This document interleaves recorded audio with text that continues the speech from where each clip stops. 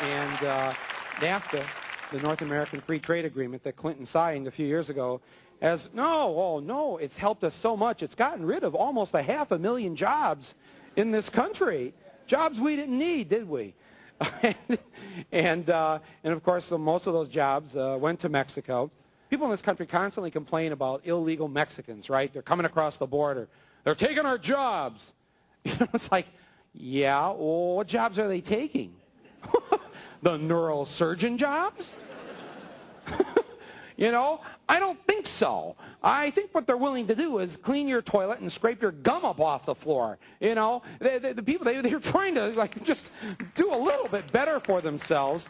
And there's no Mexican that's ever taken your job. Americans took your job. They took them to Mexico.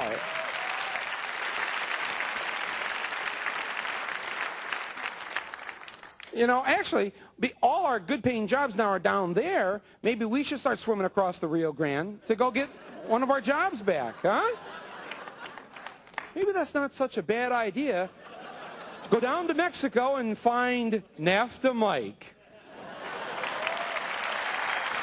The thriving U.S. auto industry, mainstay of our economy, employer of skilled labor, and provider of livelihoods for thousands of families.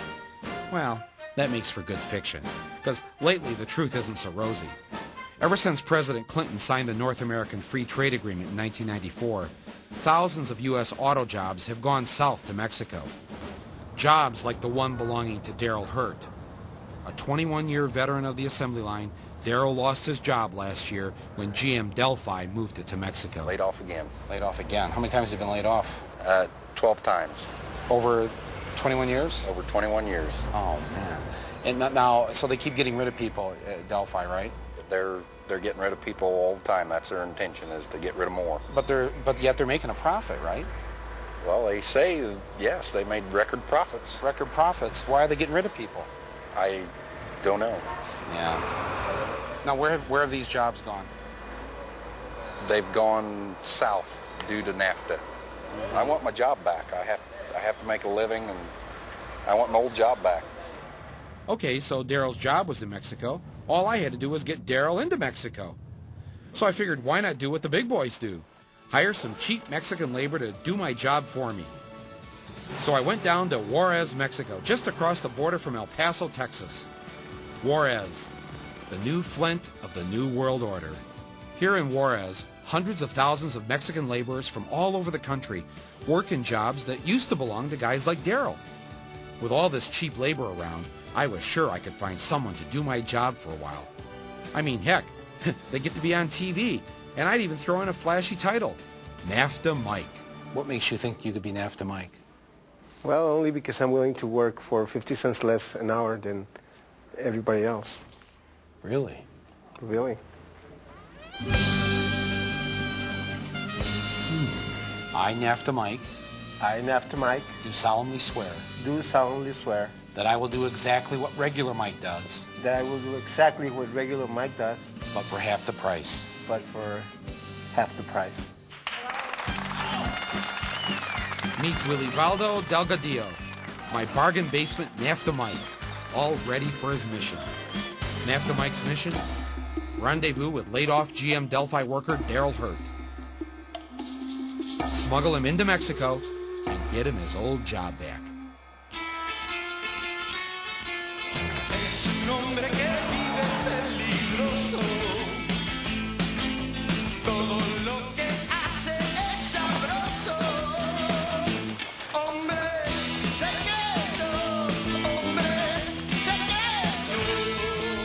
Darrell arrived in Mexico with big dreams of what his new life under NAFTA might hold. A new job, a new house. Darrell, beautiful. Yeah, blue water, huh? A new life full of all that his adopted homeland had to offer.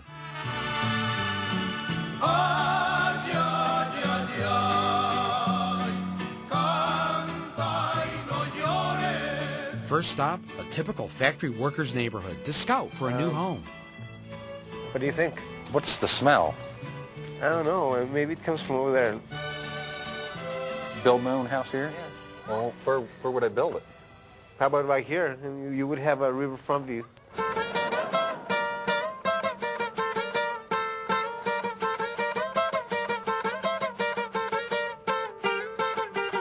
If I moved down here, I could work in one of the factories here and live in a neighborhood like this.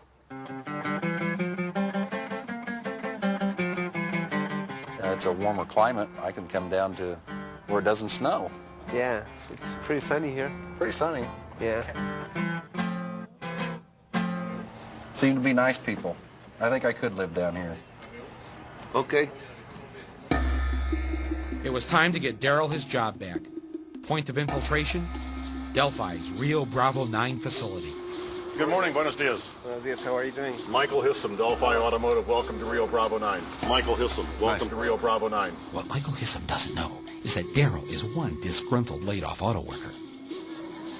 Let me show you what Delphi in Mexico is all about, please. Great. In this very plant, Rio Bravo 9, we have a number of things that we're doing. As soon as Daryl hit the factory floor, he knew he was back home. His old jobs were calling to him. We have additional benefits. Here in Ciudad Juarez, we offer His job from Muncie, Indiana.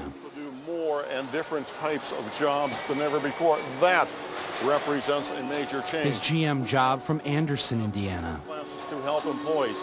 That puts that employee in a much more competitive position personally. Truly a great effort on their part to improve his or her lifestyle. They want Even the to one succeed from every day. Oklahoma. They're committed to being successful.